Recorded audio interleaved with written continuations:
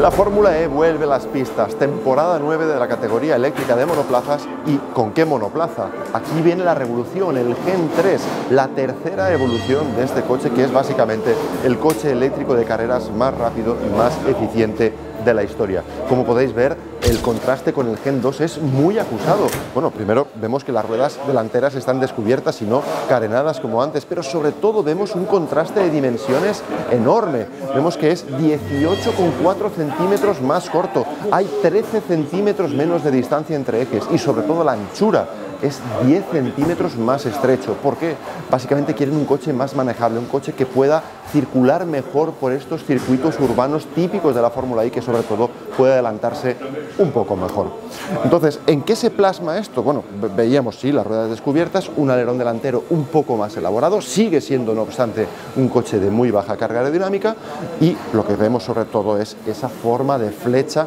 El coche es muy ancho ya desde aquí delante. En cuanto a gustos, pues bueno, cada uno tendrá el suyo. A mí me recuerda un poco al Brabham BT52, habrá quien simplemente le recuerde a una piedra de sílex. Las dimensiones cambian mucho y también cambian otras magnitudes como el peso. Este coche pesa 840 kilos, que son, atentos, 60 kilos menos que el Gen 2.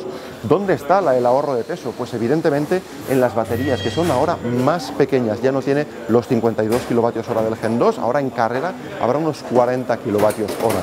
Pero ¿dónde está la ventaja, por tanto, de este coche? Pues que tiene mucha más potencia. Tiene ahora dos motores. El de detrás, que es el tractor, consigue 350 kilovatios, mientras que delante, que antes no había motor, ahora sí hay un motor. Y es un motor que está destinado únicamente a la recuperación de energía, un motor de 250 kilovatios. ¿Y qué nos da eso? Pues una capacidad de recuperación de energía de 600 kilovatios, lo cual es una auténtica barbaridad, porque recordemos, un cargador de los mejores que hay en el mundo son de 300 kilovatios. Pues bien, este coche puede recuperar 600 kilovatios. ¿Qué consecuencia tiene esto? Pues que mientras en el Gen 2 era el 25% de la energía la que se recuperaba durante la carrera, es decir, de los 52 kilovatios hora que había durante la carrera se recuperaba un 25%, pues bien, ahora se recupera un 40%. Con eso se consigue un coche que es más ligero, pero que al mismo tiempo es más rápido. Tiene mucha energía que consigue a base de recuperación, de regeneración en frenada. ¿En qué se plasma esto? Pues como tiene tanta capacidad de recuperación, los frenos de detrás simplemente no existen, mientras que los frenos de delante tienen unos discos mínimos. ¿Y cómo puede frenar? Pues simplemente por la enorme capacidad de regeneración que tiene este coche. De la misma manera que decimos que puede recuperar a 600 kilovatios, también puede cargar a 600 kilovatios. Y de hecho, durante las carreras progresivamente incorporarán una carga rápida que evidentemente no cargará muchísimo porque solo durará 30 segundos y se trata de darle un chute de 4 kilovatios hora que servirá para el Attack Mode, porque desaparece el Fan Boost, se reemplaza por este Attack Mode que se abastecerá de la energía extra que se cargará durante esos 30 segundos a 600 kilovatios. Acaba de montarse Maximilian Günther en el coche, que es uno de los pilotos oficiales de este Maserati tipo Folgore. Es una suerte poder estar aquí hablando directamente con un coche que es de los que va a rodar. Esto no tiene nada que ver con un show car. Y tenemos que hablar también sobre la sostenibilidad. Por ejemplo, estos neumáticos de Hankook tienen un 26% de su goma natural y un 26% de las fibras son recicladas. Y el 100% de los neumáticos serán reciclados, el 100% de los neumáticos de la Fórmula E. En cuanto a la fibra de carbono, el 10% de la fibra de carbono de este coche proviene de fibras recicladas y curiosamente muchas de ellas vienen de la Gen 2. Es decir, se han aprovechado los chasis antiguos para generar también los chasis nuevos, sin que ello suponga ninguna pérdida de seguridad. ¿Y qué decir de las baterías? Pues bueno, las baterías tienen muchos metales, evidentemente, pero dice la categoría que son minerales que pueden ser reciclados o que por lo menos se han conseguido de forma sostenible. Pues aquí estamos con los neumáticos, que ya no son este año Michelin, son Hankook. Fijaos, por ejemplo, en las llantas. Están parcialmente carenadas para mejorar, obviamente, la eficiencia aerodinámica. Y también tenemos que fijarnos en el dibujo, y sí, digo bien dibujo, y no porque sean los neumáticos de agua. Aquí el neumático de agua y de seco es el mismo.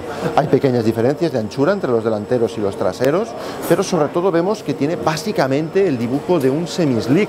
Los pilotos evidentemente siguen diciendo que son demasiado duros, que tienen poco agarre en comparación con un slick de carreras, pero eso forma parte del juego en la Fórmula E. Este coche que está a punto de salir pesa 840 kilos, pero con piloto. Esto es que es un coche más ligero que un Fórmula 1, que pesa 798, pero sin piloto. Por tanto, hablamos de un prodigio de la técnica, un coche eléctrico que ha sido capaz de superar el peso al pináculo de la competición del motor.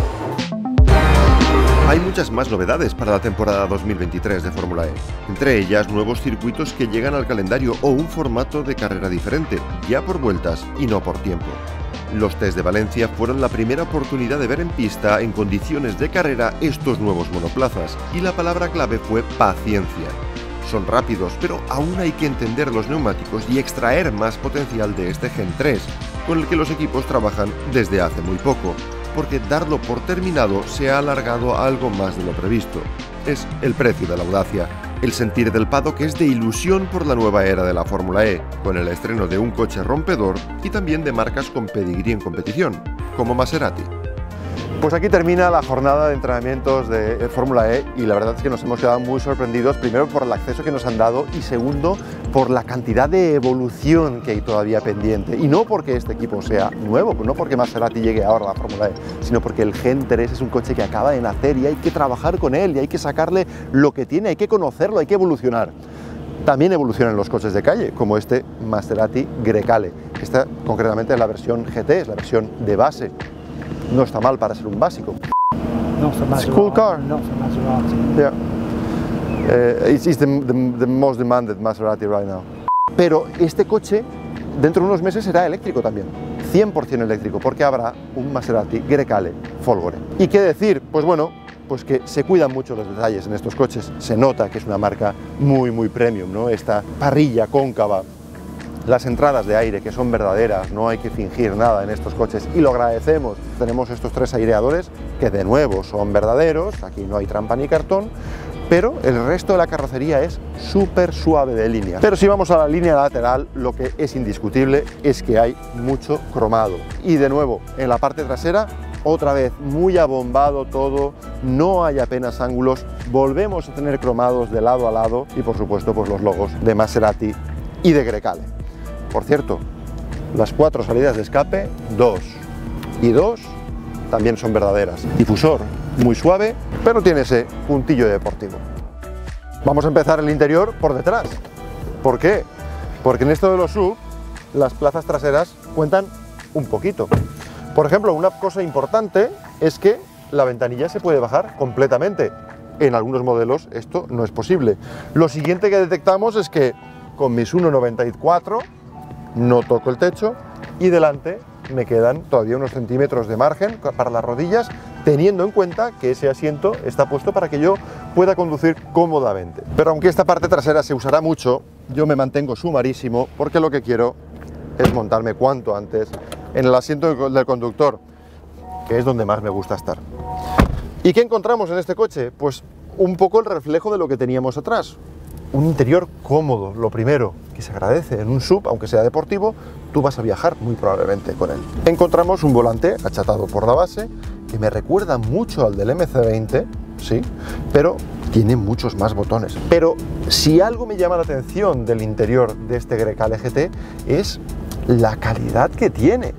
Ya hemos hablado de la piel detrás, aquí tenemos una perfecta correspondencia, los pespuntes perfectos, los ajustes muy cuidados, en comparación incluso con los Maserati de hace unos años, hay un salto estratosférico. Aparte de la calidad, aparte del diseño, si algo distingue el interior del Grecale son las pantallas. Tenemos muchas pantallas. Esta, por ejemplo, el cuadro de mandos, 12 pulgadas, bien, es el típico Virtual Cockpit, si me permitís la expresión, no tiene nada muy especial, pero no le falla nada tampoco. ¿Queremos la pantalla multimedia? Pues tenemos una buena pantalla multimedia del que conocemos además bien el sistema multimedia porque es heredado perfectamente del MC20. ¿Más pantallas? Tenemos más pantallas. La pantalla del confort, que es el nombre oficial de esta pantalla, me llama un poco la atención, pero bueno, es que aquí manejamos el climatizador, la ventilación o calefacción de los asientos, la iluminación anterior. Detrás también tenemos una pantallita para la climatización trasera y los asientos y su calefacción. Pero tenemos una más de la que no hemos hablado y es este reloj, porque este reloj engaña, es un trampantojo.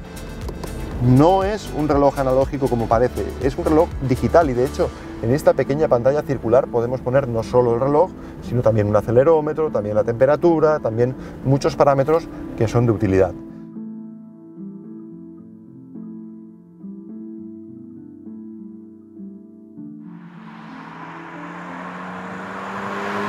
Pues ya estamos a bordo del Grecale GT y si tuviera que decir una sola palabra sería refinamiento, porque la verdad es que incluso sobre un asfalto como este, que normalmente hace mucho ruido cuando se pasa por encima, ya sabéis, el típico asfalto que hace ruido las ruedas, pues es muy suave y muy poco ruido es el que escuchamos.